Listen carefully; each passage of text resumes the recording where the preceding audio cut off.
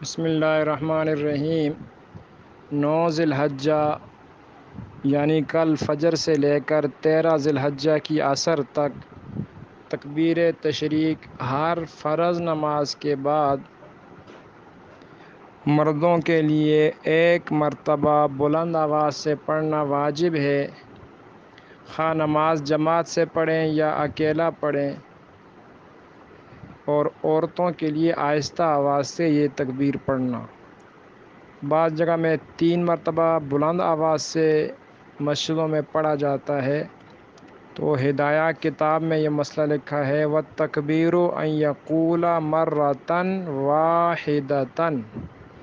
کہ ایک مرتبہ بلند آواز سے پڑھنا ہے، باقی ایک آدمی پورا دن پڑھتا ہے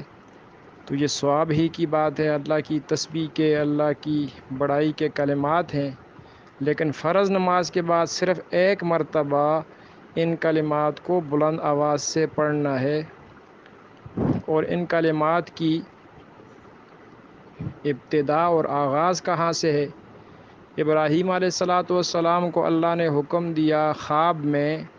اشارہ ہوا بیٹے کو ذبح کرو، 3 دن مسلسل خواب دیکھا، آخر ذبح کرنے کے لیے لے گئے اور چھری تیز تیز چلا رہے تھے کہ اللہ کے حکم میں کوتاہی نہ ہو۔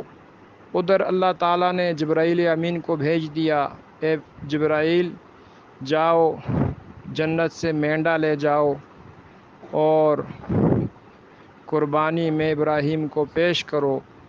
تو ابراہیم علیہ السلام تیز تیز چھری چلا رہے ہیں، جب جبرائیل امین نے یہ منظر دیکھا اور وہ مینڈا لے کر آئے تو انہوں نے اونچی آواز سے تکبیر پڑھی کہ ابراہیم ذبح کرنے میں جلدی نہ کر لیں، تو انہوں نے کہا اللہ اکبر اللہ اکبر۔ جب ابراہیم علیہ السلام کی نظر پڑی کہ جبرائیل امین تو جنت سے مینڈا لے آئے، تو ان کی زبان سے یہ کلمات نکلے لا الہ الا اللہ واللہ اکبر۔